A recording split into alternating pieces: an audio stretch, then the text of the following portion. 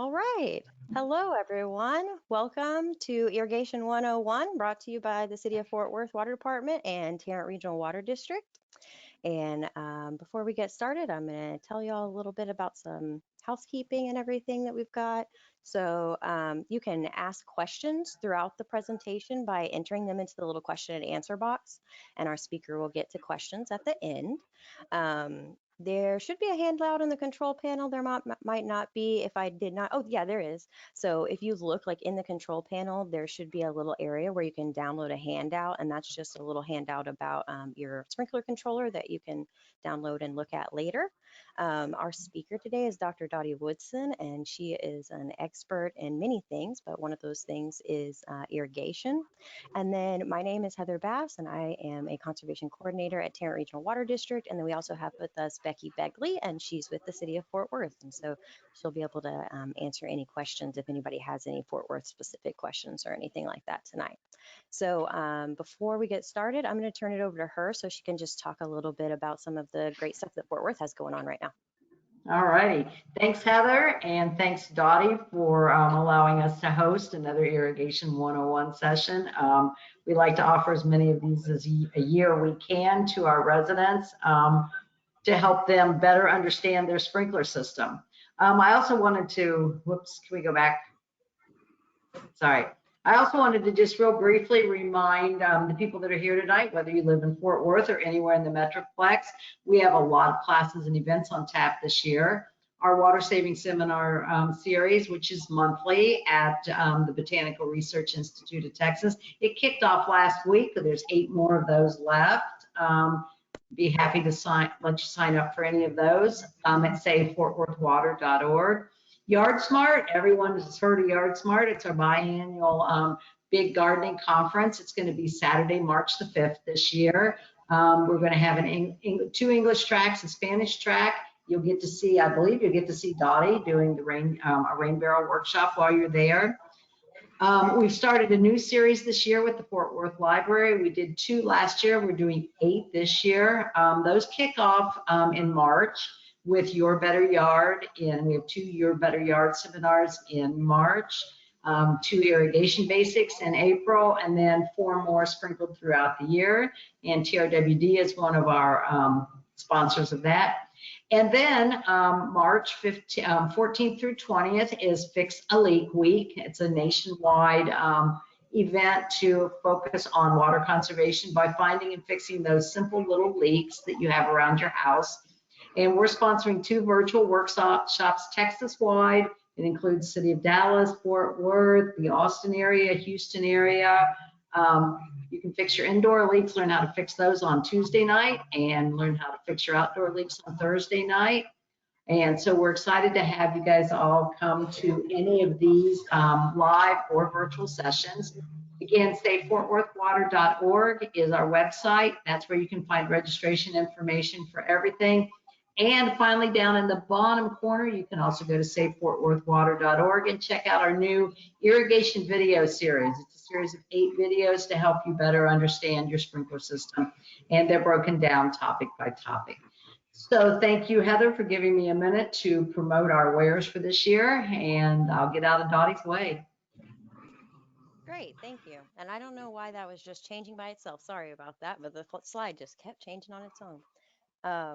Okay, so yeah, so before I let Dottie switch over to her presentation, I'm going to just tell you just a little bit about TRWD. So we're Tarrant Regional Water District. Basically what we do is we maintain all the pipelines and the reservoirs and everything that are needed to bring raw surface water over to Tarrant County cities. And then those cities, like the city of Fort Worth, take that water, treat it to drinking water standards, and then they provide it to all of our homes and businesses. We also do flood control in Fort Worth and recreation with the Trinity Trails.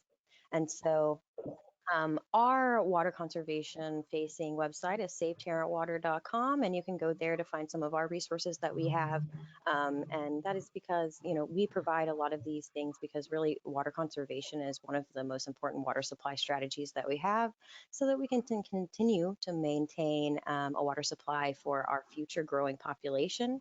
And so you can go to savetarrantwater.com and just look at all the different things that we have. You can sign up for free weekly watering advice. price, free sprinkler check, and then you can find all kinds of like videos and tips, just like the presentation that we're doing for you tonight.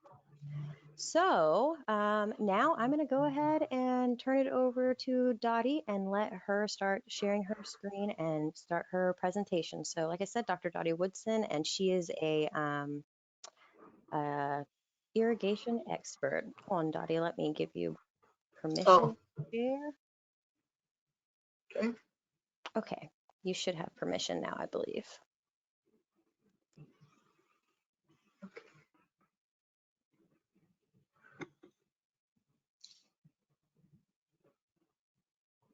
Well, but I don't see it.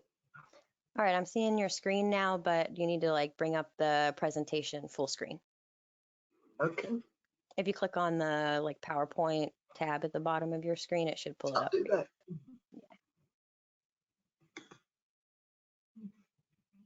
You might have to minimize us to see it potentially. Yeah, I got There it. you go. Yep. Okay, thank you. Yeah. Okay, so we're going to be talking about, well, if I can get at the beginning of the program. So we're going to talk about sprinklers, and the whole idea of a program like this is to show you things you can do yourself, because as long as I've been teaching irrigation to homeowners as a water conservation tool, they have always complained about how expensive it is to hire an irrigator to come and look at their irrigation system and fix everything that's wrong with them. I mean, I've talked to people who have 30-year-old and 25-year-old and 20-year-old irrigation systems, and if it's not maintained properly, either by the owner of the irrigation system or a professional, then yeah, you can find many, many, many problems that happen. And so one of the things that we want to look at is, what is the biggest problem with irrigation systems? The number one problem is people don't know how they work. They don't know what the parts do, that type of thing. But if we look at the water conservation side of it, it's overwatering. Overwatering because we have heavy, heavy, heavy clay soil, little tiny, tiny spaces between the particles of soil for water to get into. We also need air in those little spaces. And so overwatering to the point where water is running down, the street, down to the storm drain. This is a big, big, big problem. Also, overwatering pushes air out. It makes the clay even heavier. It gets very, very compacted. So it's even harder for water to get into the soil, rainwater as well as irrigation water. But runoff is a big thing. Everything that runs off your landscape and goes down the storm drain, unfortunately, you're paying for because it's going through your water meter. And so many cities, for their water conservation ordinances, have made runoff a big, big issue. In many cases, a finable issue. I don't know any city that's ever fined anyone for it, but I do know that it is a big, big challenge for people to look at their irrigation system and avoid that runoff. The other thing is a poor design and installation. Now, that doesn't mean the irrigator that designed your irrigation system and installed your irrigation, did something wrong. But what happens is we change our landscapes. That tree grow up, and now the irrigation water is hitting the side of the tree instead of the land on the other side of the tree. Shrubbery's the same way. Sometimes we change our landscape and then we forget about the irrigation system. We don't change it to meet the needs of the new landscape. So all of these are things that we can sort of help you decide, well, you can do this, you can change, make some changes in your irrigation system and do it. The other one is, of course, a poor irrigation schedule. Gosh, how long do you want each area of your landscape to be watered? How to schedule it to avoid runoff, how to avoid, getting on your sidewalk, your driveway, onto your fence, things like this. And then, of course, no routine maintenance. This is a big issue. According to EPA research, this is not just in Texas, EPA, is a national organization, and 50% of water applied by irrigation usually runs off. It runs off. So you're paying for it, but you're not getting the advantage of it. And a lot of times it erodes your soil. If you've added fertilizer or pesticides, that will run off with the irrigation water. So there's things we have to look at so that we get the advantage of every drop that we have. Now, this is a typical irrigation design under the new state irrigation rules that were passed in 2009. And of course, there were years there to transition to this. But the other main problem is distribution. Well, I got a real dry spot here, so I need to run my irrigation system longer. That's the usual complaint we hear. And we're going, no, you need to make sure your irrigation covers that dry spot. And so all new irrigation systems that are put in with what we call a full distribution, a full cover. So all of these circles, all of these half circles, all of these quarter circles, that's what it represents. All that blue represents where your water is going to come out for you to get what is called good distribution, so you won't have those dry spots.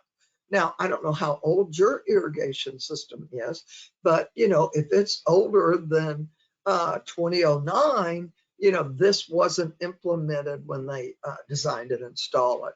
The other thing that people are doing with the new irrigation system is they're leaving it with the homeowner.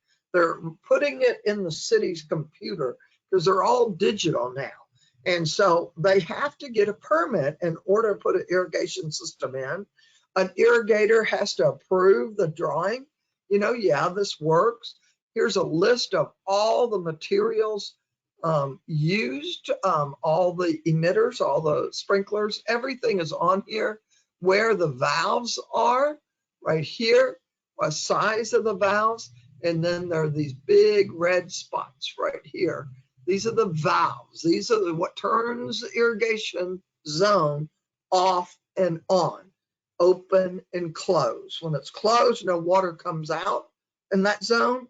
And when it's open, your sprinkler is going into that zone. The other thing it shows right here is your water meter and where your backflow prevention device is. These are all very, very important things. The backflow prevention device, I'm going to show you a picture of it. It's in a separate box from your meter. It's very important that you have that and maintain that so that no water from your irrigation system is going to go into your household water or into the city water. And I know that sounds really, really crazy, but the pipe that comes out of that meter, everything that comes from the city goes through the meter, and it measures it either by gallons or by cubic feet. And that pipe immediately goes into your house for all your water uses in your house. The irrigation pipe is teed off of that pipe, what we call the main line. And so on that main line, the first part that is there is your backflow prevention device to prevent if there's ever back pressure, going into the city water, your household water. So this dotted red line right here, and it's interspersed with the yellow line, and then it goes here, and then it goes under your driveway. So the irrigator who designed this actually has what we call a loop system, and that's very, very good. So I just want you to understand, you may have this, you may contact your city and see if they still have a copy of it, or the irrigator that designed and installed it. They have to keep the designs on their offices for a certain number of years. So what I want to show you then is what we have here is a little irrigation system set up on my parking lot out here. And so we have the water coming from the city, and here's the meter. And then it goes, this one goes into your house. This big, big, big pipe here goes into your house. And then there's a T right here. and your irrigation tees off of that line. This is why your backflow prevention device is so important. So this is your backflow prevention device right here. And so water can only go this way, only go this way. It cannot go back and go into your house or into the city water. That's how important this is. Now, some people will put the next device in, would be what is called a master valve. All new irrigation controllers have a master valve thing so that when the first zone turns on to run, the master valve opens. When the last zone finishes running, the master valve closes. And so there's no water always under pressure going down your main line. Because boy, if that main line, cracks or break or one of the fittings comes loose, we have the shrinking, swelling soil. It happens, maybe not frequently, but it does happen. And also digging. We can dig in our backyard and unfortunately maybe hit a pipe too. So that prevents water being under pressure in that main line. You don't have this and you break or get a leak here. It constantly leaks due to nothing's turning it off. It won't go back this way, but it'll constantly go this way. Then you have what are called zones or lateral lines. And each lateral line has a valve, just like this valve, an irrigation valve that opens when the controller tells it to open, what time of day and what day of the week, and then how long it runs in order to get the water into your sprinkler head. These are called lateral lines. And you don't have a lot of water in that lateral line because this valve shuts it off from the main line. And so if you break one of these or get a leak here, it's not constantly running under pressure because that valve, once it shuts off, water's not going through there again. So these are a lot of the parts that you need to know that are available for you to have if you don't already have them. One more I'm going to show you, and this is going to pop into the picture. Okay, this is what's called a pressure regulator. I've got one right here in my hand, a white or gray. This is very, very strong. What this does is it regulates the pressure that goes through your irrigation main line, or you can actually put it on a lateral line. But the main thing is a lot of times the designer designed it to have the right pressure. You want 60 PSIs in your main line and you want 30 coming up to each of your sprinkler head. And that's what sprinkler heads work on, both rotors as well as sprinklers.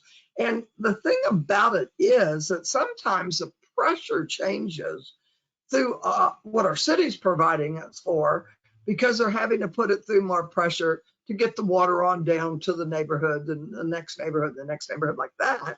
But we don't really notice it in our homes because all our water using devices like our dishwasher and our clothes washer, they have a pressure regulator in them, and then the little aerators on all our sinks and our shower heads and our toilets, they all, you don't notice it as much in the house as you do out in the landscape. And what you see in the landscape is a misting instead of a sprinkling. And so I've got some of these that we're going to pictures, to sort of demonstrate. This is a backflow prevention device. This is actually a double check valve. And this is what's going to prevent the water from going back into your house if there's ever a backflow problem. This is how it is installed. This is at the University of Texas at Arlington. We're using rainwater to irrigate their, their community garden, but we also have city water coming in. And so we most certainly don't want any of the rainwater going back in and mixing with the city water. So where the city water can be coming into the community garden, we have this backflow prevention device to prevent that.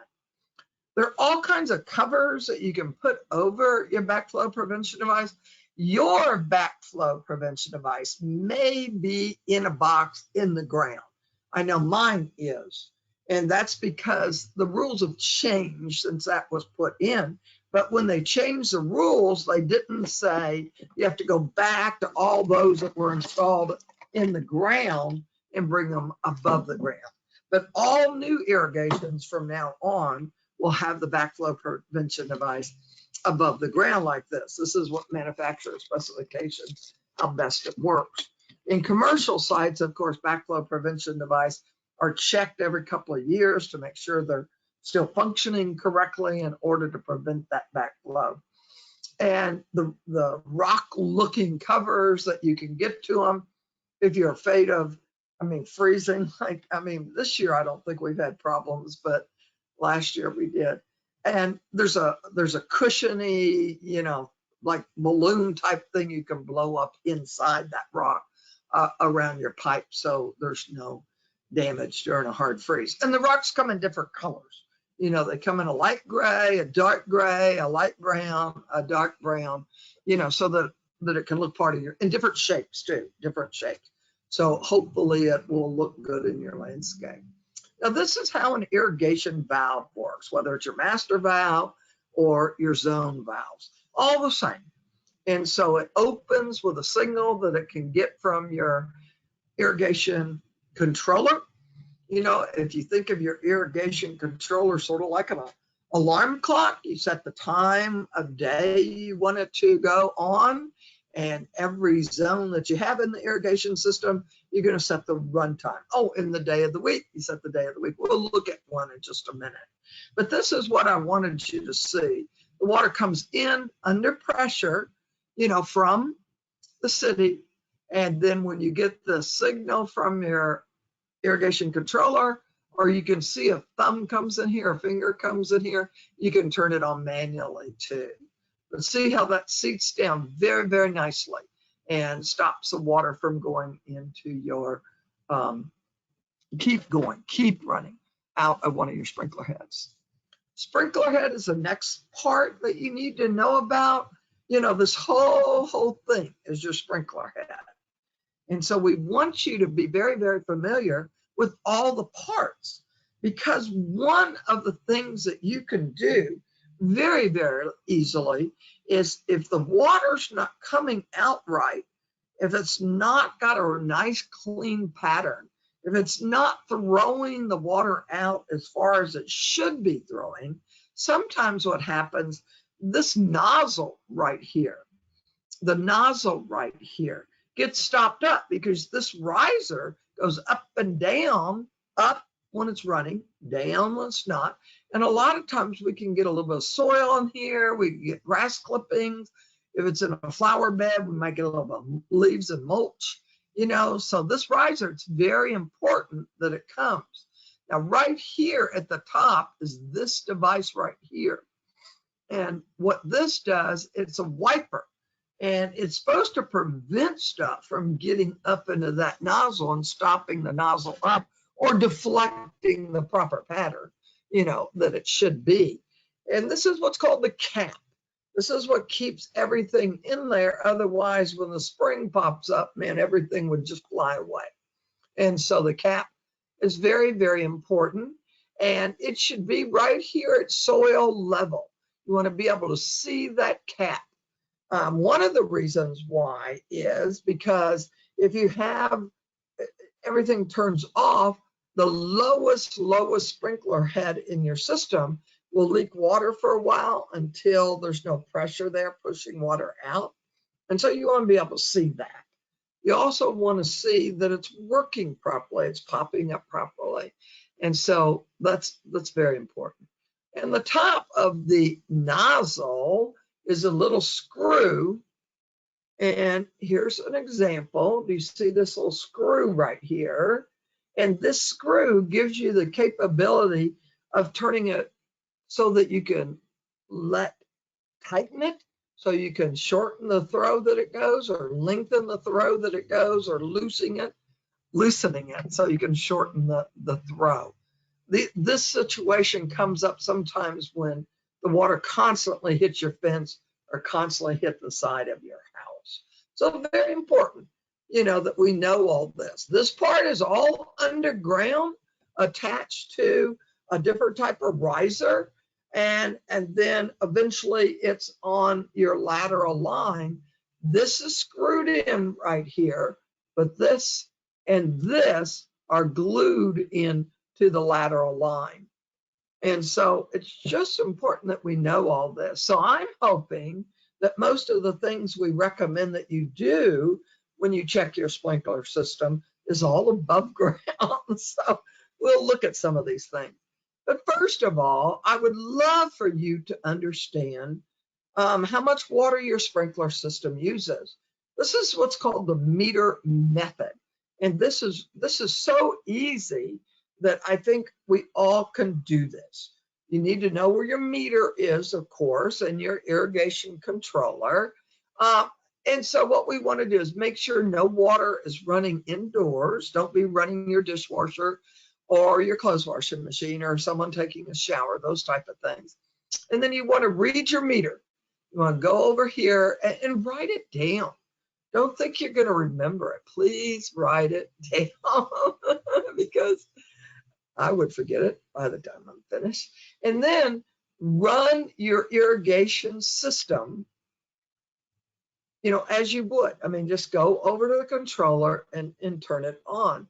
And then read the meter again after your irrigation finishes, your whole schedule finishes running. And then subtract the first number from the second number, and there's your answer. And so you have to realize, I mean, that's just simple math subtraction. And that's how many gallons. If it measures cubic feet, 7.5, you can use 7.5 gallons per cubic foot, and you can do that same thing, change it to gallons. The reason why I think this is important for you to do is then you can look at your water bill, and we have a tiered water bill in Fort Worth where, the first 6,000 gallons cost this much, and the next 6,000 costs this much, and the next 6,000 costs this much, so far, so on. And so when you see two lines there with how many gallons you use, well, you went over 6,000 gallons and it jumped up to the next price range. This is important stuff. And so if we could look at that bill and see how many gallons we use, and then we look at our math about how many gallons our irrigation system used, I think this gives you a buy-in for really, really being serious about checking your irrigation system to make sure it's not wasting water. I get up every morning at dawn, I get the dogs on their leashes, I go out and, it just makes me so mad to bring those dogs home wet as can be because water's running down the street from someone's irrigation system. So, they're paying the bill, but, they're very, very much wasting it. So this is a typical irrigation controller. This is a Hunter one. There's Toro, there's Irritrol, there's Rainbird. There's so many different ones out there. But in general, they have all the same settings that you need to set. And so the first thing we need to do is set the day and the time, because it's like an alarm clock. So if your days to water, let's see, I have an odd ending house address. And so I'm watering on Thursday and Sunday. And so those are my days to water. I'm not going to want to water any other day because that's against the rules. And so also the time of day is very, very important. On your day to water, say Thursday, you can start watering at midnight and all the way till 10 o'clock in the morning. Then if you need to water a second time, you can water again from 6 o'clock to midnight again. We don't want people irrigating in the heat of the day between 10 o'clock and 6 o'clock. So that's why the day and time is so, so, so important. Then what we want to look at, this is your alarm clock again, the start times. Do you see that? It says times. And so the reason why we need to look at this very, very carefully is because many of us have very, very, very heavy clay soil. And because we have heavy, heavy clay soil, the water infiltrates rainwater or irrigation water very, very, very slowly. And sometimes so slowly that we figured out a run time, but we're getting water, particularly this usually in a lawn area, it's running off into your backyard neighbor, one of your side yard neighbors, or into the street. And so you're using the water, you're paying for the water, but it's not benefiting you, not benefiting your landscape. So when this type of thing happens, then we need to look at maybe running our irrigation system twice, maybe 3 times, with very, very short run times instead of long run times. And this helps get the water in there, and then we can run all our zones and then come back and have a second start time about 30 minutes to an hour after that first run time. And that's why it says, start time. That's why it says start times instead of time. When you do your keys up here, everything is going to show up here. So if I turn my dial to here, set the day and current day and time, and then put it back on run, and then I'm going to turn it to start times. And the first time you put on, it'll say first time, and you set the time. So I think I have my first run times at 3 o'clock in the morning, for example. And then I go to run times, and I set every different zone for a different run time that I've figured out mathematically. And we'll go over that in just a minute. And then I come back and I do a second run time, and it'll say 2 ND right here, second run time. And then I can set that clock. And so that run time comes on at 6 o'clock in the morning. And so at 6 o'clock in the morning, I'm usually out the door with the dogs, or out the door to check my backyard greenhouse, or just have a peaceful time out in my landscape. And so it works out at the same time I'm out there, I'm seeing what's going on. I can look and see. Now, of course, if you're going to check your irrigation system, you can turn it on during the day, and I'll show you how to do that. But this is why this is so important. If you have a slope, even more important. You know, I know that this one professional irrigator said that he can set those up so the run time is as little as 3 minutes on a slope.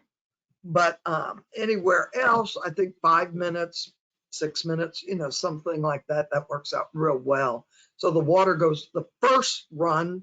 This is usually in a lawn area, because a lawn area, we don't put mulch down.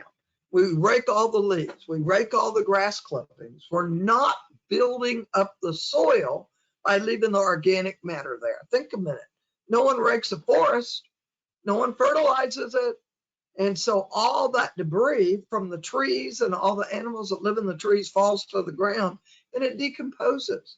And so it's a nice infiltration. The rainwater goes right through that compost to the roots.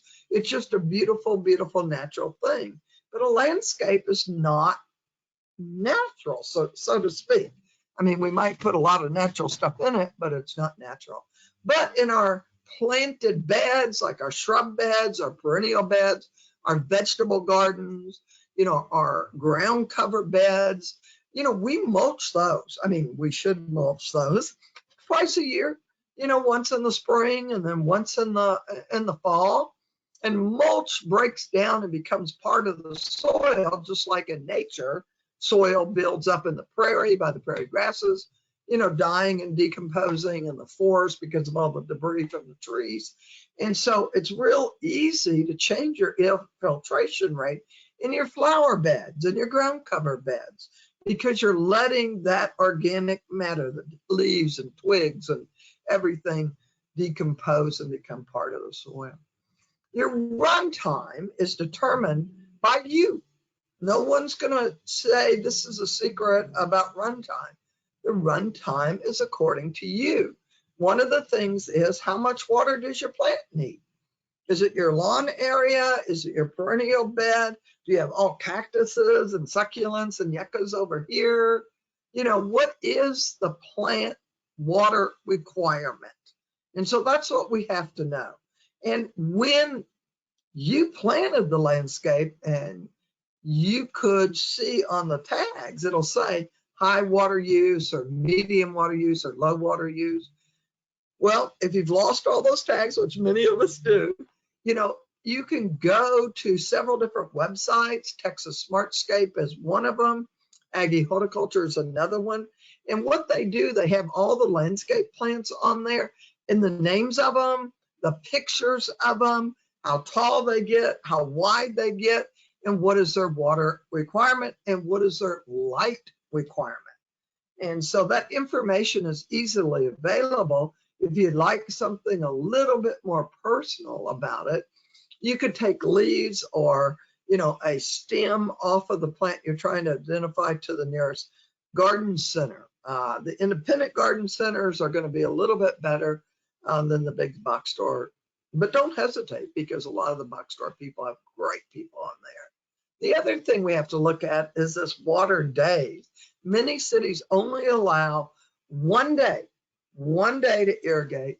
Our city, Fort Worth, allows 2 days to irrigate and assigns you those days by whether you have an odd or even last number in your address.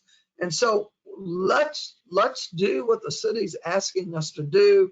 Water before 10 o'clock in the morning or after 6 o'clock in the evening on that day that we're assigned to do. The other thing you're going to see on here is this. It's called seasonal adjustment. And when you turn your dial to seasonal adjustment, you're going to see a percentage sign come up here. They're factory set at 100%, but every now and then, oh my gosh, how dry has it been this winter? I mean, we're having wildflowers all over, wildfires all over Texas. Wise County's burning down because it's so dry, and so are our landscapes. And so what we have to understand is, if we irrigate our dormant, not growing landscapes in the winter because it's so dry, they don't need the same amount of water that the landscape needs in the winter and the summer. In the summer, when they're actively growing, water goes up through the roots and out the leaves. The extra water that they don't need transpires out of the leaves, has a cooling effect in our landscape. It's a wonderful, wonderful cycle. The water cycle is just absolutely wonderful. But we don't need the same amount. And so if you need to irrigate in the wintertime, you need to adjust that down from 100% down to, 50 or 40 or 30%, just to get some water in the soil and get some dust out of the way. Now, the other thing that I like on the newer controllers, if your controller is 20 years old, you might not have these things, seasonal adjustment, but this is manual 1 station and this is manual all stations. So if I decide that I want to check my irrigation system, make sure everything's working real well, I can take the dial right here and I can put it right here, and then I can put it back on run. And what you'll see happen on the LED screen is every zone will run for 2 minutes, 2 minutes. And that gives us time, to go around as each zone is running for 2 minutes.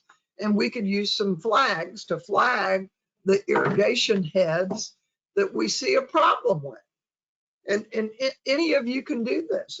It just runs every zone for 2 minutes. Then after it turns off, then we can fix what needs to be fixed. And then we can put it on manual 1 station and the zone will come up here. And if you want zone 1 to run, it'll run it for you, or zone 2 or zone 3 by using the keypad. And so when you fix something, you need to go back and turn it on, particularly if it's a nozzle that we're going to clean out. You have to make sure when you take this up and off in order to, you're going to take this off in order to clean it out. You know, it's hand tightened. And so when you put it back down, you got to make sure it's facing the correct direction that the water needs to go, and not into the street or into your house or the driveway. And then, of course, we have the most important, no, not most important, the system off. That's what I was going to say. Current day and time is really the most important. You know, your time, start time, and your run times, days to water. And so please look at your irrigation controller. Note the name. Is it a hunter or a rainbird or a Toro? You know, what is it? And the neat thing about it is that the manufacturer has a 1-800 number you can call, and you can actually stand in front of your controller and they can walk you through how to do a lot of these things that we talked about. Now, I just opened the first door in this picture. Now I'm going to open that next door, and this is what you're going to see. And this represents all the wires coming up through the bottom right here from all your different sprinkler valves, your irrigation valves, that this is going to open and close. It also has sensor screws right here. Of course, you put your common there. Oh no, the common goes up here. But if you would like some of the things that are on that newer controller that I showed, and yours is different, you could do this by getting your new controller and putting it on top, or of this new one, and labeling everything. So as you take these wires, this is zone 1, this is zone 2, this is 3, 4, 5, 6, 7, 8, 9, 10, 11, 12, whatever you have. It helps you if you can change the wires and do it yourself. A new irrigation controller with all the bells and whistles could be anywhere from $100 to $150 to $200, $250. So you want to make sure it's done right. But it's like when you set up your TV and your VCR and whatever other what do the kids have? Xbox or Game Boy, or I don't know what they're called, but you know what I'm saying? Everything's set up on your TV, Well, I guess the newer TVs, everything's on the smart TV. I will point this out right here. See that big red button right there? That's a reset button. And I know the church downtown Fort Worth that kept going off at 2 o'clock and 2 o'clock. And finally, I found the time to go down there and see. I said, well, where's your irrigation controller? We need to check it. And I didn't know where the irrigation controller is. And I said, it's always at eye level. So where is your mechanical room? It's probably in there. We went in there. They had a shirt hung over it. That's why they didn't know where the irrigation controller was. I went through their program, and whoever and whenever it was done, they put 2 p.m. instead of a.m. So I'm gonna tell you right now, pay attention to the p.m. and a.m. Now, right here, a reset button. This is like you go through it, and there's so many different problems with the schedule. You can push that button to reset it, and then set it again like you've mathematically figured out how to do. So please don't hesitate getting a newer irrigation controller for these purposes. Okay, now where to locate your leaks. The cap can come loose by the wheel of your mower or your string trimmer hitting it. It can also crack. So we want to look for leaks there. Water's just pouring out. I think I have a picture of it right here. If you hit them too many times, The threads might get stretched here. You might find a leak there. Of course, that means the head, the riser, when it pops up, it's not going to spray out correctly. If the cap is cracked, it's going to just pour out and not go spray at all. But if this type of thing, it's going to spray, but it's not going to spray with the power it needs, because any tiny leak has to do with reducing the pressure that is needed to make the irrigation work right under the right pressure.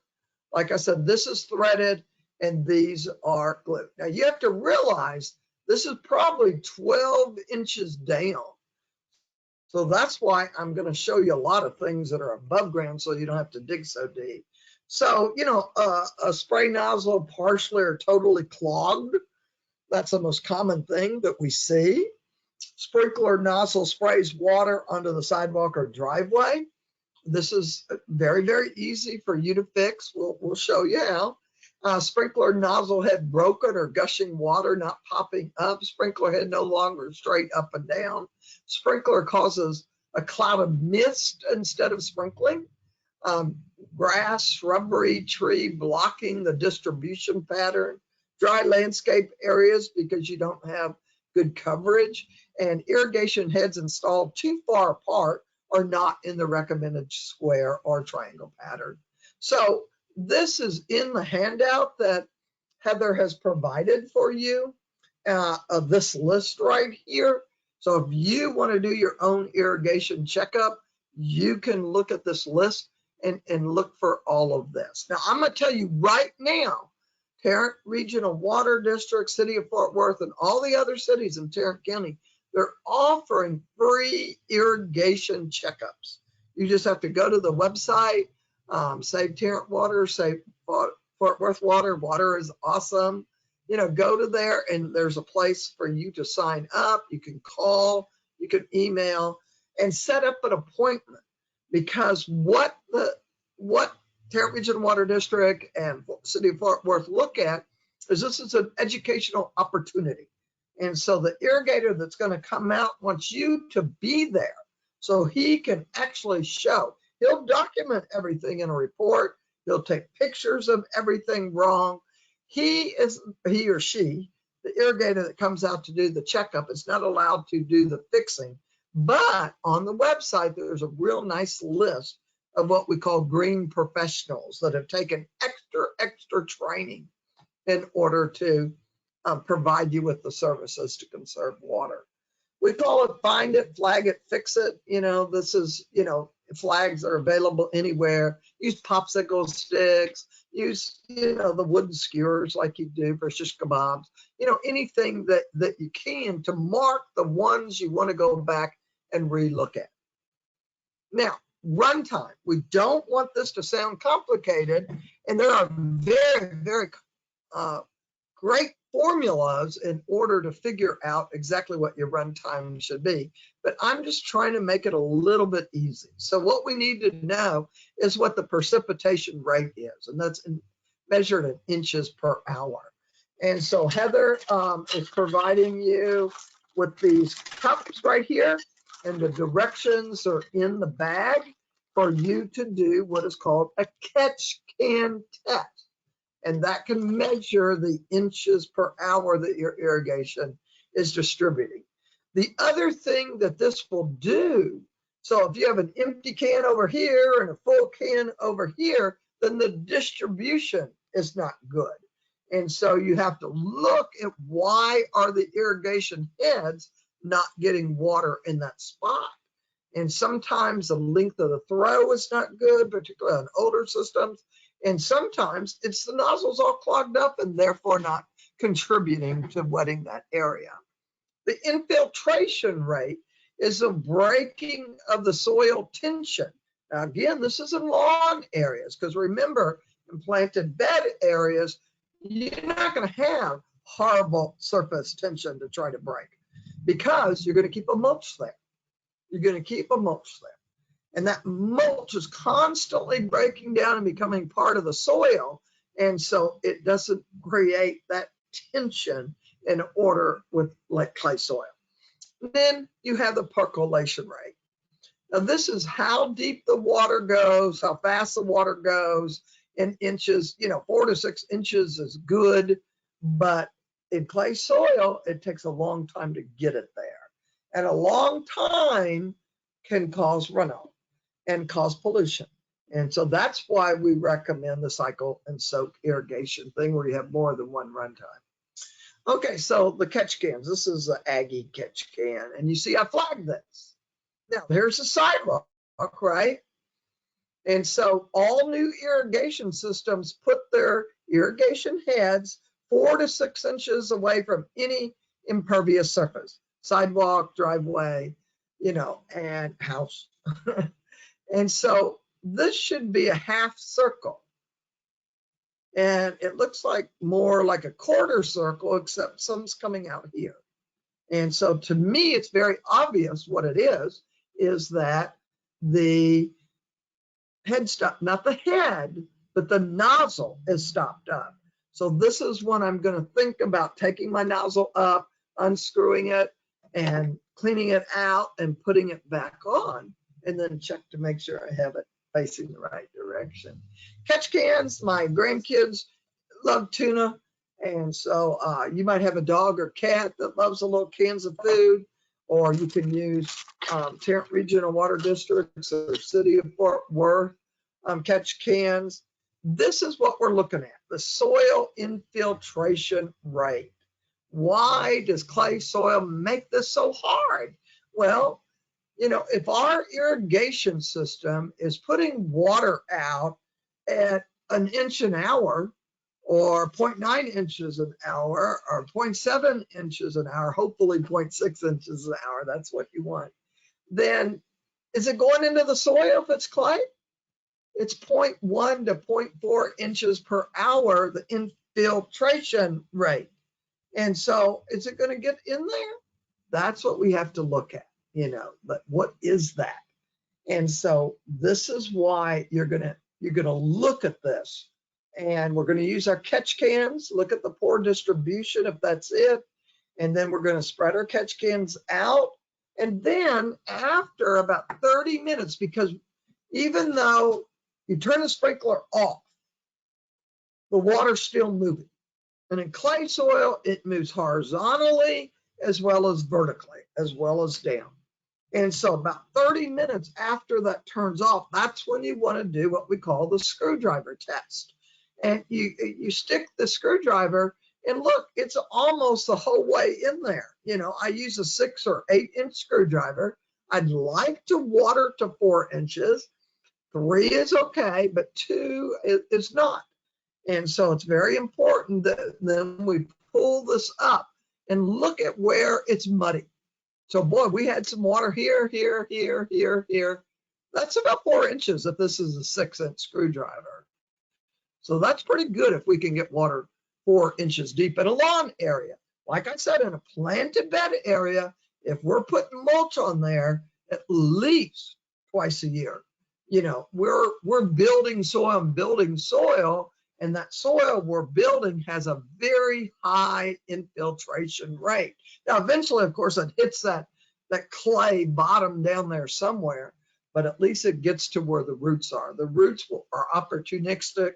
They grow where there's air, and they grow where it's easy to grow and where there's water. And so in clay soil, unfortunately, if we don't water deep enough, we have very, very, very shallow roots. And lawns like that suffer during the summer. Too much pressure is one of the things that happens. And we have 2 methods to correct that.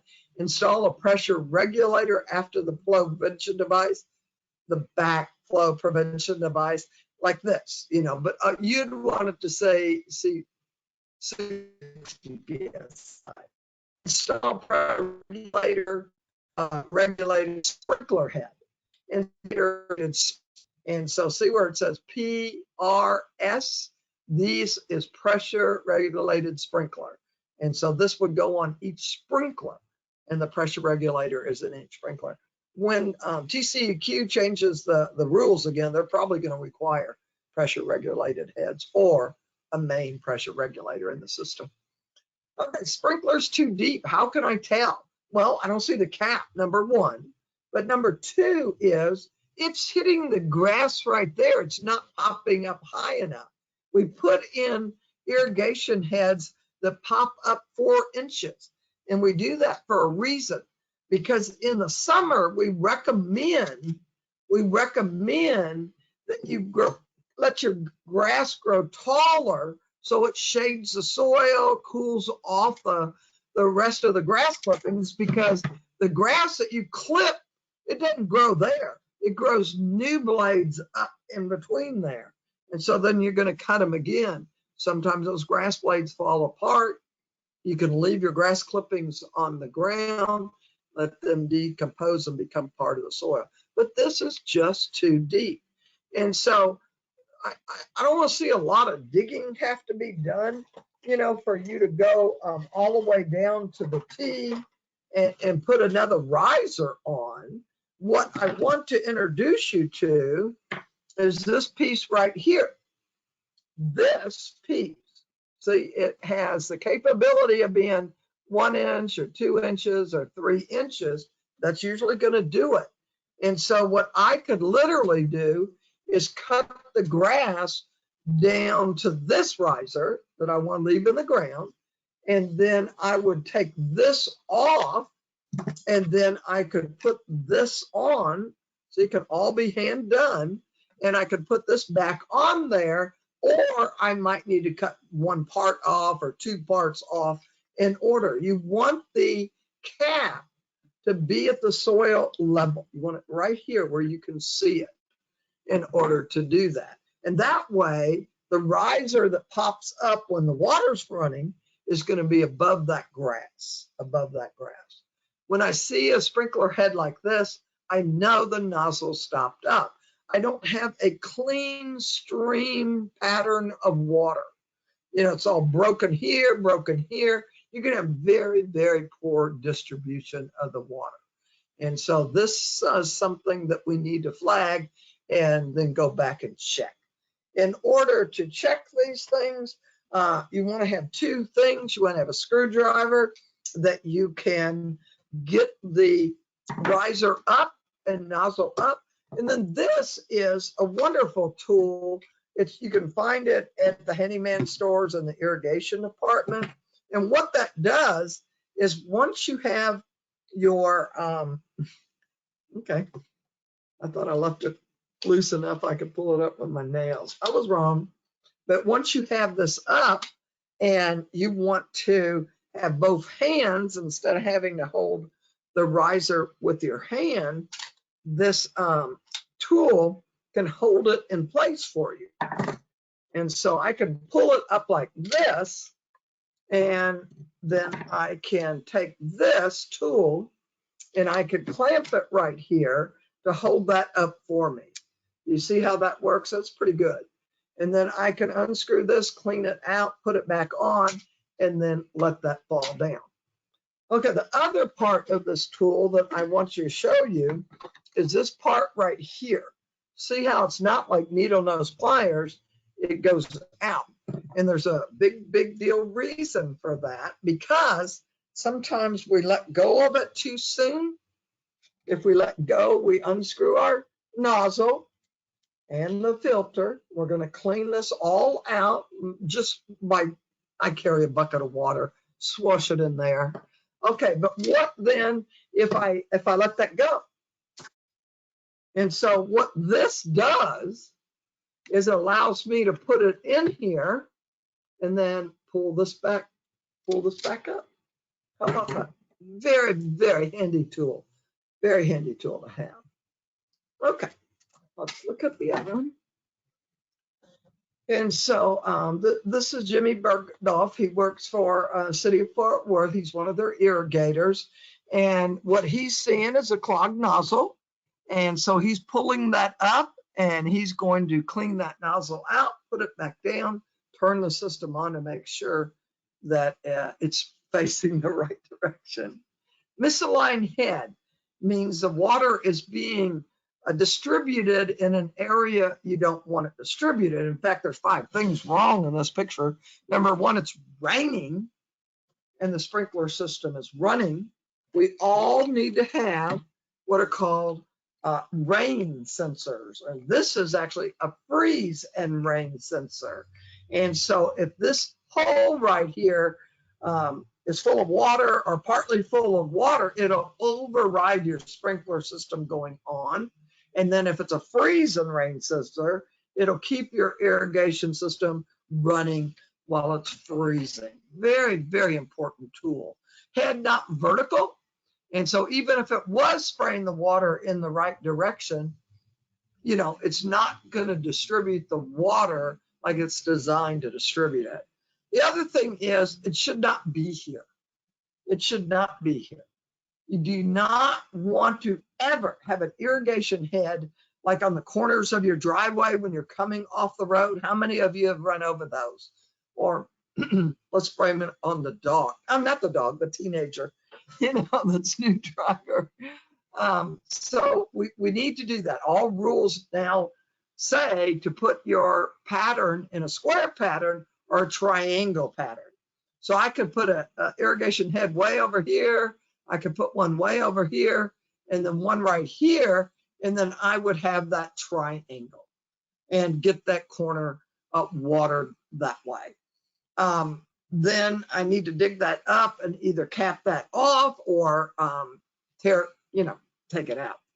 Here's another example. So how many times do you think that the irrigator is called to come and fix this? You can see the grass has started dying. You can see my little tuna can way over here without a drop of water in it. And then look over there at that corner. Beautifully, beautifully maintained. So part of this and this is poor maintenance because this is being maintained beautifully, adds a lot to the environment because it is, and the beauty of the parking lot and businesses.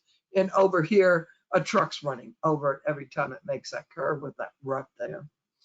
Head leaking, not popping up. You can see the other heads up here are running, but not a pattern that they should be running. You know, to get good coverage, you can see this extreme slope right here. And so we have lots and lots of water here, but look what's happening. Since the head's not popping up properly, the water's running, but it's not spraying out to cover the area it should be covering. It's just running out into the storm drain and down to the creek or river or lake where it goes to. This is probably, maybe you're going to have to replace the head because in many of these cases, the spring is messed up if it's not popping up properly. When you have something like this happen, it changes the hydraulics, the water pressure, and everything. So nothing's going to work as it should. Now this is a little short video. Let me turn this again and you can listen real carefully. Listen to that pressure. This is the street. It's flooding the street. See that water popping up? That's a lot of pressure. And this is the street. So now what's happened is we've created a pedestrian hazard. You know, car can slip on there, kid coming home from school, the bicycle could hit that and have a lot of problems, lots and lots of problems. Now this happened to be a new landscape, new irrigation system, way in the back. It was a church, and the minister, I left a note on the door. Boy, he called me 2 days later and he said, I had no idea. Don't go down that street that way. I come off the freeway and into the church parking lot, you know, maybe half a block up the hill.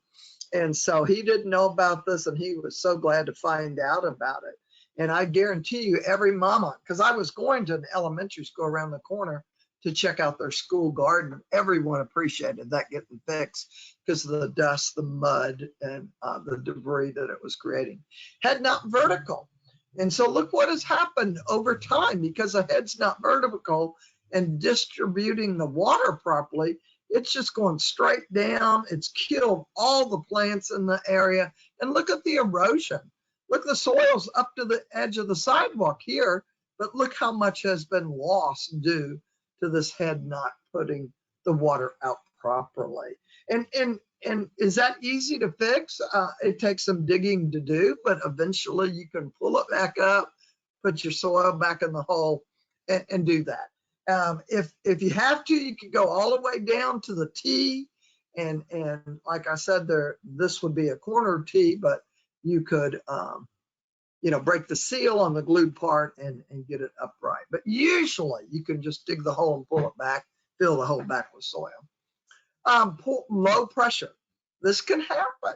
Now, I've showed you where the head was leaking out the storm drain and the other sprinklers weren't working properly because of low pressure due to a leak. This could be a break. This could be a leak. This could be the city's water pressure. Something happened. But you can see this has been going on for a long time. Look at all the poor shape of the grass. We see some dead here. We see gator bags around each tree. I mean, someone's trying, but they're not trying hard enough. So I assume the landscape company that has a contract is a commercial site, does not have an irrigator on staff, and have not trained their on-site landscape professionals that mow and do the string trimming and do the leaf pickup and everything with the big blowers. I'm assuming they haven't trained them to look for something like this. If you see something like this on one of our contract sites, let us know. We'll get an irrigator out there to see what the problem is. Well, I was coming down Coit over here, and so I went around the corner and parked in the parking lot and took the pictures. Of course, you got to take pictures first, And then I went into the store to explain to the manager that he needed to call the landscape professionals or the property manager, whoever hires them, and get this fixed, the situation fixed. And I said, you've got to break somewhere. And so it's low pressure. And you see that stream of water going through your parking lot. When this zone is on, that's the break that is causing this low pressure. And he actually looks at me straight in the face and he said, I always wondered where that water was coming from. And is this happening to you? Is water going down your driveway? Is it one area of your backyard staying sopping wet because your irrigation or your neighbors is leaking? So we have to check these things out. Sunken head again. The soil has built up, or equipment has run over the head while the soil was real wet and pushed it down. Again, we need to get one of these extenders right here and get that up high, and order not high enough for your mower or string trimmers to tear up, but at least so you could see the cap. Grass too high. You see this right here. This is an irrigation marker, a flag, irrigation flag, or any kind of flag that you want to use. And I can tell you right now what happened. This is a high pressure impact rotor. And this goes 100 feet, 150 feet, 200 feet. You see these on athletic fields a lot. And what happened is this popped off, and all that water pressure created this volcano effect. No one ever came back and fixed it, but someone was smart enough to pick it up wherever it blew and screw it back on. They were that smart, but it created that volcano effect. And the mower guy, he put that flag there so he wouldn't hit this. What needs to happen is this needs to be filled up so the soil comes up, to right at the cap.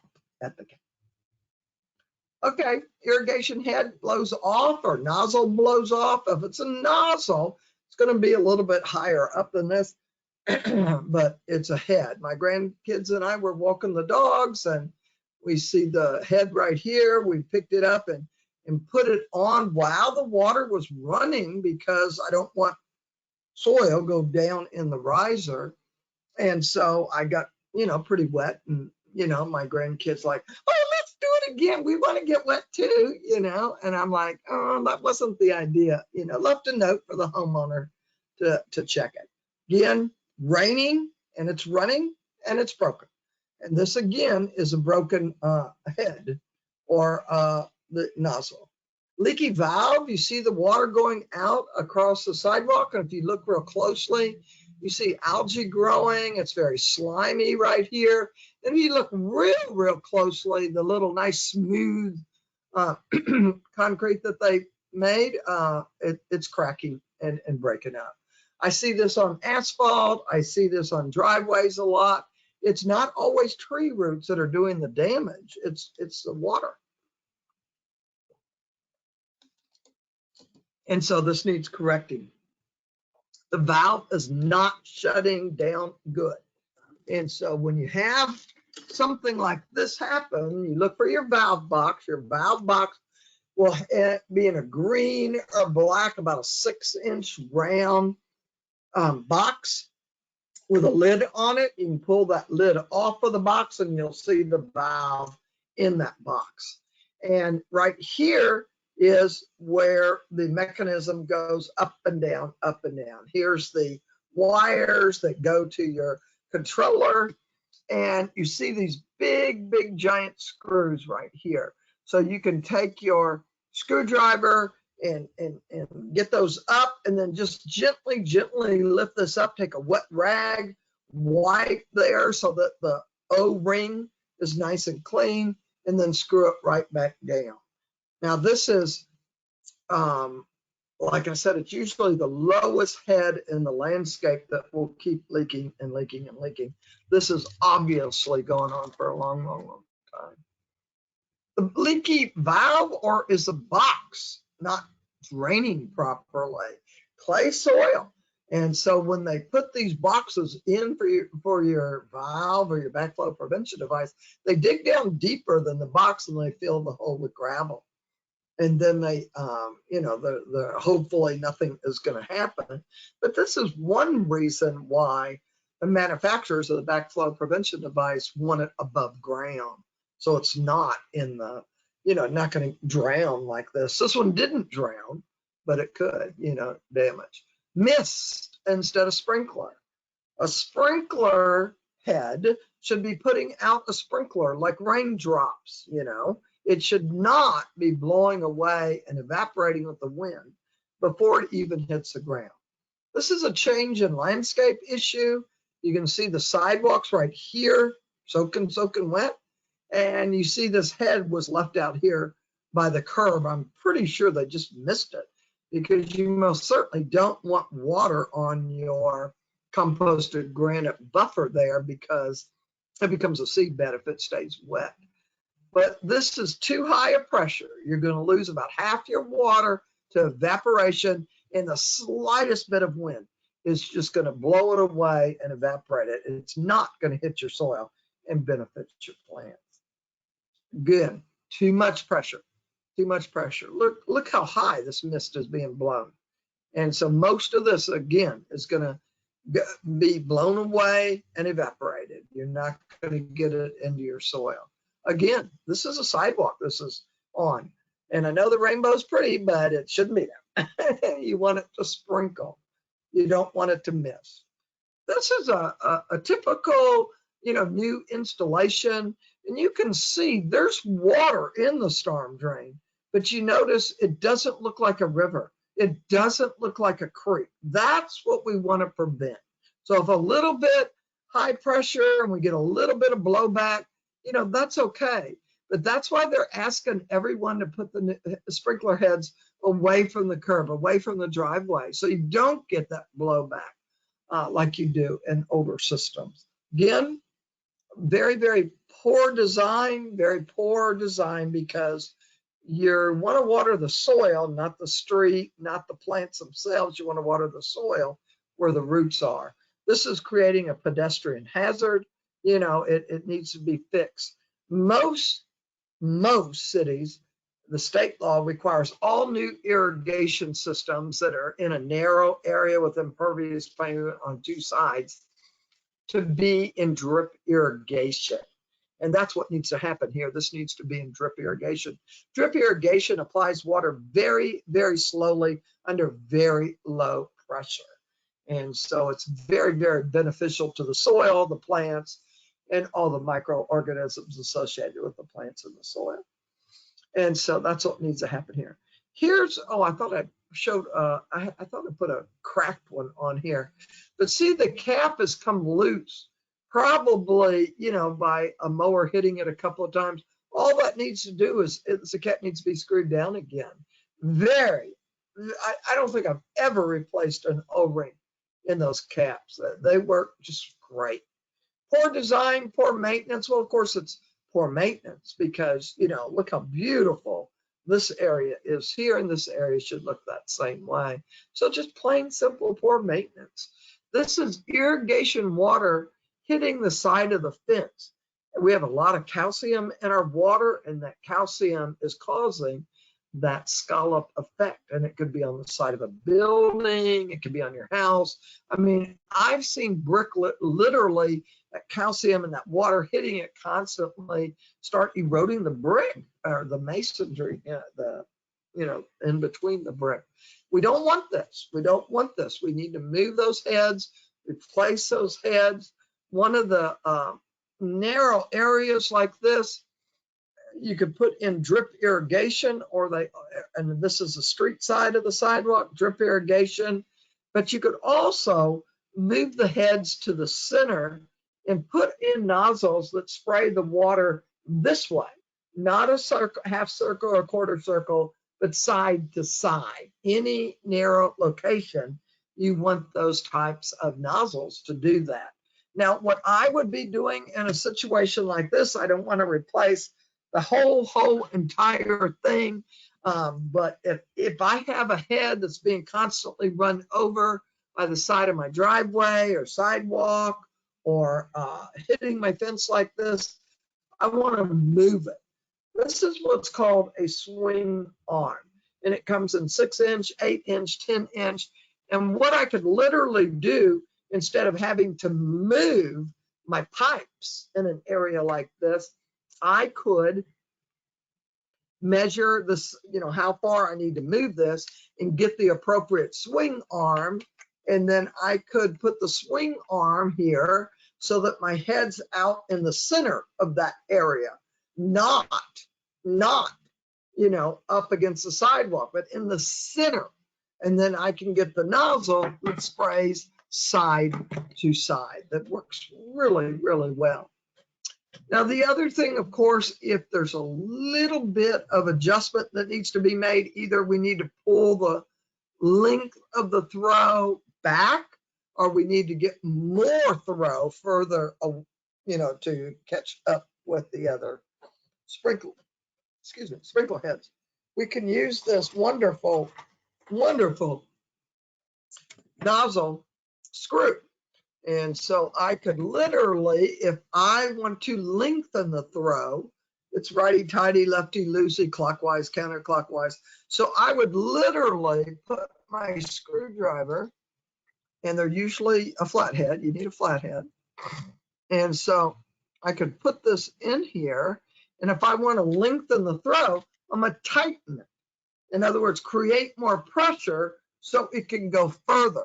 Now, it's not going to go a great deal further. If I need to go a great deal further, I need to replace the nozzle. But if I just need it to go a little bit further to cover that dry spot, excuse me, I will tighten this down so it throws the water further. If it's throwing the water like against my house or on my front porch, or, you know, where it shouldn't be water, then I would loosen it. I would go to counterclockwise to shorten the throw. And so this is a real easy thing to do. Like I said, you just need a flathead screwdriver in order to do this. You can't do it a great deal, but it does do it for you. Different nozzles, they will have on the nozzle the length of the throw, the radius, you know, so this is 6 feet, this is 10, 12, you know, 15, and then they're going to have, you know, full circle, half circle, quarter circle, 3/4 circle. All of this is available, and then the ones that go side to side. I don't have one of those on there. I need to get another picture. You know, so you can replace the nozzle. I showed you that design at the first of the class about how, you know, we want these good coverage so we don't have these dry hot spots because they suffer greatly during the summer. What we can do is get the right nozzle there. So we can replace nozzles. To replace a nozzle, you need to get your tape measure out, and you need to measure from head to head so that you know how far you want the water to go. Head-to-head coverage is how all new designs are being done. And so say my heads are 10 feet apart, then I'm going to want to go down here and choose 10 inch that's going to throw 10 inch. And so I want to do that. And then on the packaging, it's going to tell you, well, this is an 18-foot one, but you look for the one that says 10, and then you look for the one. Was it a full circle you're replacing, or a half circle, quarter circle, three-quarter circle? What are you replacing? And it says it all on here. It'll have a picture of it. It'll say these are about $1.75, maybe $1.90, maybe $2. And does the brand mean a lot? Not really. But that's how easy these are. Now, the one other thing that I might suggest you do is well, I'll show you a picture in just a minute. I'll show you. Okay, here it is. And so here's a sprinkler system that you may have nozzles that are spraying up. It's too high a pressure. You're losing a lot to wind displacement and evaporation. And then here is what is called a multi-stream rotor. The advantage of a multi-stream rotor is that it puts water out in heavier droplets, so more hits the ground. The trajectory is more straight across, a little bit elevated, but more straight. And you can get those in the same patterns as you can the spray one, and they are same pressures required in order to get them to work. So it could be that you get a piece of paper and pencil and a tablet out there, and you look at each one and say, here's a half circle, three-quarter circle, half circle, three-quarter, quarter, full. And you write down everything you need. Don't go to the store without taking notes, because then you're going to end up 3 trips to Home Depot, right? And so it's a simple nozzle change. You pull the old nozzle up, you put the new nozzle in, get you the little handy tool that's going to hold it up for you, the little irrigation screwdriver, or check your own screwdrivers. You might already have one. This increases the efficiency of any sprinkler system by 33%, according to the research that's been done on this. The other new technology that you may want to look at in your lawn area, but particularly in your flower beds, shrub beds, ground cover beds, areas like that. Drip irrigation is 90% efficient. 90%. I've measured, done evaluations on sprinkler systems that were as low as 45% efficient and as high as 72% efficient. 72 is what you want, but 90 is even better. And so subsurface drip irrigation is what has to go in your lawn area or that parkway between your sidewalk and the street. And they have these special trenchers, that will trench it for you. In this case, we're using drip irrigation tubing that has the emitters 12 inches apart. So we're doing 12 inches in the ground. So we have 6 inches here, then 12 inches, and then 12 inches, and then 6 inches. This is subsurface irrigation for your parkway between your sidewalk and your street, or you might want to do your whole lawn. But in your flower beds, you use the tubing above the ground, right here, above the ground. And then you cover it with mulch after you leave it exposed. You got everything planted, and then you can add to it. The other thing neat about drip irrigation, I was helping a community do their front entryway one time, and they had planted it before, we talked about what plant material, and they had used knockout roses, and then they put ornamental grasses. Well, ornamental grasses don't need as much water as roses do. And so we had to sort of, double up on the roses for the tubing and not double up on the grasses for the tubing. It's easy to do. That goes together like Legos, or maybe you played with Tinker Toys when you were a kid, or Linker Logs. It's one of those building sets that we all got when we were kids. It goes together real simply with T's and elbows and couplings. So it's really, really fun thing to do. The subsurface drip irrigation that is being put out does it 0.5 inches an hour, or you got 0.6, or you got 0.9. And so the subsurface irrigation in clay soil, you want the slowest that you can put it out. You put the tubing 6 inches into the soil. This is about 1 week after installation. This is in the springtime when everything has started growing already. Perfect time, to do this. And you trench with a little trencher, not a big ditch pusher. So very, very, very easy. And this is about 90 days later. This is using Zoysia palisades. It's one of those grasses that Texas A&M developed. There's several zoysias they develop, but this one is it's just a beautiful, makes a beautiful, beautiful lawn grass. Very fast growing, so it recovers from mowing very, very quickly. It doesn't get real tall. I mean, you can let it get real tall like St. Augustine, but in the summertime, we always suggest putting your mower up 1 notch in order to have longer blades protecting the soil and the others. Other new technology is we have what are called smart controllers now. And so this is just a Hunter controller I showed at the beginning of the class. But what we're adding here is a weather station that hooks into where I showed you all those wires hook in.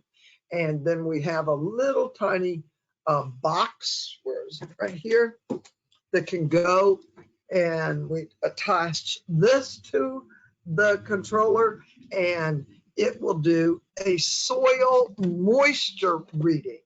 And this is a soil moisture probe. And what happens is it sends wirelessly a message to the sensor in here. And this is stuck in the ground, little tiny, tiny electrical signal. And of course, the more wet the soil is, the stronger that electric signal is. So it can override needing to run your irrigation system by informing you that you've got enough soil moisture that you don't need to do that. Precision agriculture has for a couple of decades relied on soil moisture readings, and the equipment was very, very expensive at one time, but it's not that expensive anymore. ET-based controller, again, requires that you add one of these little boxes to your regular controller, and you program what plant you're growing, which kind of grass, what kind of soil you have, what part of the world you live in, those type of things. And then it helps decide on evapotranspiration. Evapotranspiration is evaporation of water from the soil, and transpiration is water loss from the plant leaves. And so this causes the pressure that lets the water come out of the soil into the roots and up all throughout the plant, where water is needed to do all its metabolic activity. Evapotranspiration. ET is what they call it. And then let's see, we mentioned the pressure regulated heads, and then the pressure regulated inline one that we can put by our backflow prevention device.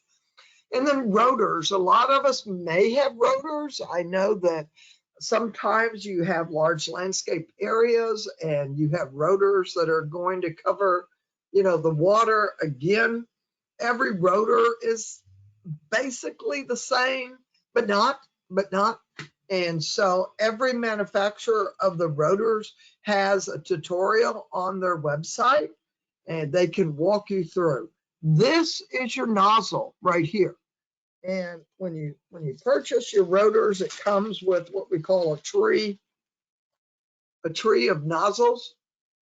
And they have different size holes in each of these. So it's going to let the different amount of water come out, and also the pattern. You know, how far it's going to throw, the pattern it's going to throw. And all the nozzles come with this tool here to put down. There's a little screw that will hold the nozzle in place.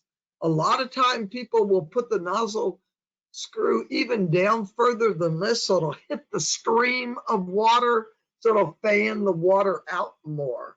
And so it's very, very important. The smaller the hole, the more pressure it builds up, and so the further it's going to throw your water for you. And so all of these things are just wonderful, wonderful information that you can adjust your irrigation system to meet the needs of your landscape and your plant. The most common thing is the little screw didn't hold the nozzle in place, and it's out there in your landscape somewhere, or maybe in your compost bin, or chopped up by your mower. And that's because you didn't know to put that screw down there. The nozzle's messed up, you know, because of that. And so depending on what type of pattern you want, full circle, 3/4, half circle, quarter, we may not pay that much attention to this pattern because the pattern is so easily adjustable. I mean, if you haven't ever adjusted yours, you're going to be delightfully surprised how easy they are. Sometimes they require that tool, but sometimes it's just a matter, you know, of turning this top, you know, to create that pattern. Not the distance, but the pattern. Okay, now let's go back to the setting your controller for the cycle and soak method. Let's see. Yeah, we still have time. And so, you know, the whole idea is to run it several cycles, whether that's 2 or 3. If you're on a slope, you might want to run it 4 or more times. Used in the areas where clay soil and slopes are. And so most of us have heavy, heavy clay soil. So if you're not getting your water into your soil, you're seeing the runoff into your neighbors or your driveway or the street, one of the first things you might think of is hiring an irrigation company to come in and do aeration, it's called. And they actually have a tool, a machine that looks like a mower, and they can run that up and down your landscape, north to south and east to west. And then it plugs out all these big, heavy 4 inches clay plugs. They pull out, and then they put about a 1/2 inch or 1/4 inch of compost on top of all that. And hopefully that compost will go down into your soil, bring air down there, bring water down there. 4 inches, that's a nice, nice thing to do. Determine how long you want to run each zone using the catch cans and screwdriver. Water these areas 2 or 3 short cycles, 4 cycles if on a slope.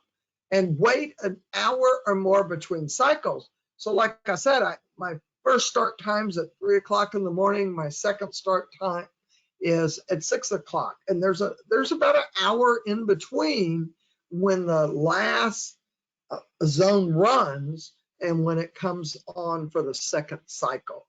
What happens is the first cycle breaks the surface tension of the clay and starts the infiltration, starts a percolation of the water down deeper. Clay soil does not allow the water to go down deep fast. It's very, very slow, 0.1 to 0.4 inches an hour in undisturbed, unprepared soil. And I know whoever put your landscape in broke your clay soil up, put a lot of compost down, probably tilled it one more time, and then put sod down in order to make your beautiful lawn for you. But that compost, long gone. And so it's good to, it benefits to put more in. Just like in nature, you know, in the prairie where the grasses grow, they die down, become part of the soil, grow back, down. And the roots make little fissures in the clay, and the water is caught by the big long grass in the prairie, and then it follows the fissures that the roots make down into the soil. Very, very efficient.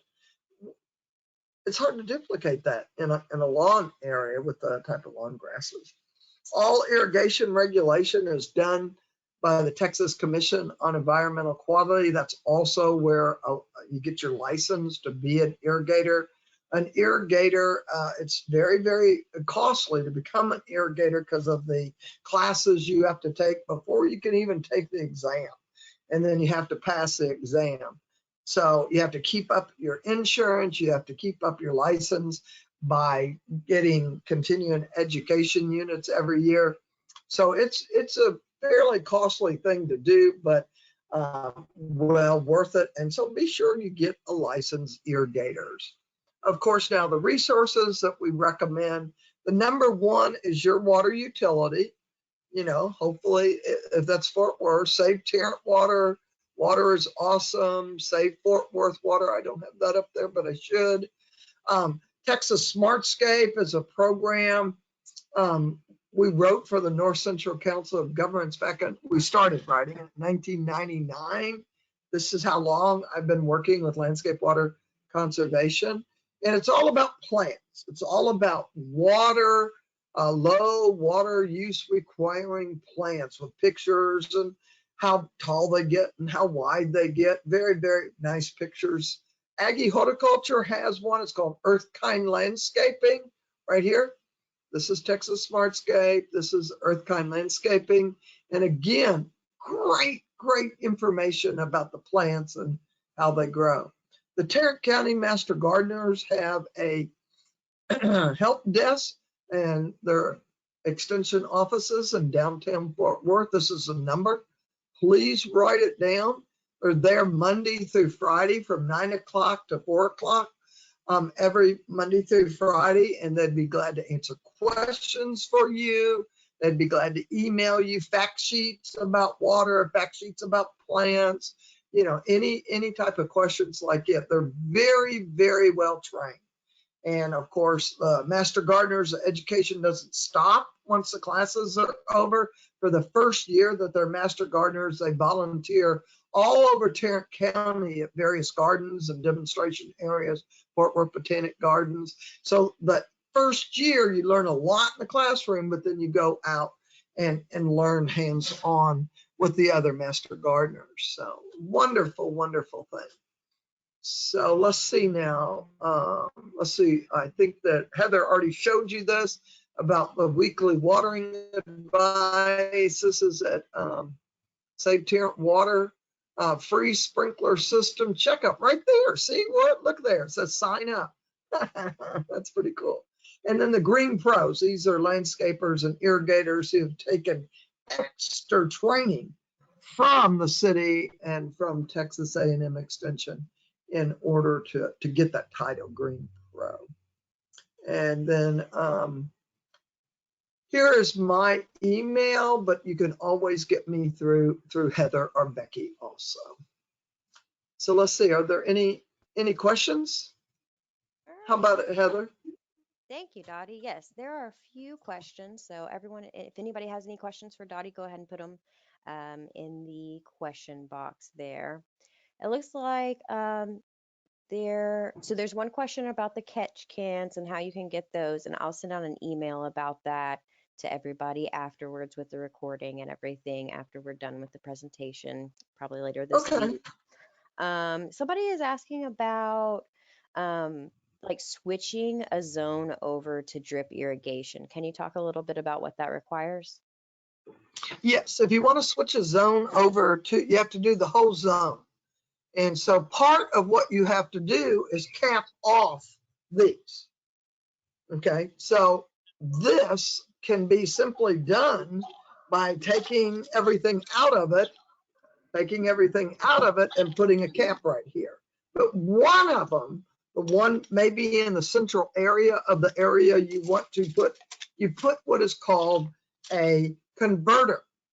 And unfortunately, my drip irrigation box is over here, so I can't reach my converter. But you can put a converter here, and that's exactly where you'd start your tubing. So there's not a lot of digging required unless you're doing subsurface in a lawn area.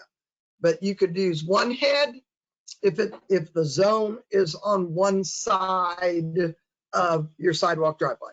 If it's on two sides of your sidewalk or driveway, you'd need two of those converters. But this is just a real simple thing to do. And believe me, there are wonderful, wonderful tutorials on the website. Rainbird has them, Toro has them about how to convert to drip irrigation. But that's the main thing you need is this converter that will give you the ability to start your tubing right there. We have a separate class about drip irrigation. Heather, are we doing that anytime soon? Yeah, you can definitely sign up for our newsletter or look at our event calendar online to look for those. I think we also have one on our YouTube channel. So if you go to YouTube and Oh, just type in Save Tarrant Water, you can find our YouTube channel and there's a drip irrigation class on there if you want to watch one now before okay, we have the cool. next one. Cool. Well, And I tell you, yep, Yeah, go one of ahead. our new videos, one of the new videos in our video series is on installing drip irrigation also. There you oh, go. So you cool, can go Becky. to Thank yeah, you. so savefortworthwater.org and they have a ton of different videos on there as well. Cool. Okay, I think we only have just one more question. And so someone's asking, like, if your lawnmower runs over your head and breaks it, can it be fixed or do you have to get a whole new head? Um, Usually it depends on how torn up the head is, but as long as this riser is still intact, I mean, a mower's only going to damage this part up here that's above the ground. It's not going to go way down here. If this riser is intact, all you're going to have to do is replace this part. But usually if it runs over it, this part's going to be what's messed up, not this right here. So there's, you're going to have to dig down to at least the top of this riser and then get a new sprinkler head to go on it. Make sure that you get the right nozzle because when you buy these sprinkler heads, it'll tell you what type of nozzle's on there already, but it might not be what you need. So you need to look very carefully. If not, like I said, you can buy your nozzles separately. All right, Good perfect. question. I think that's all the questions we have. We did have one comment that just says, "Tell Dr. Dotty that I just love her." So, um, Aww. thank you so much, Dottie. You've been a great speaker and you've given us lots of information. Thanks for sharing your wisdom as always. And have a good night, everyone. Thank you, Night, everybody. night.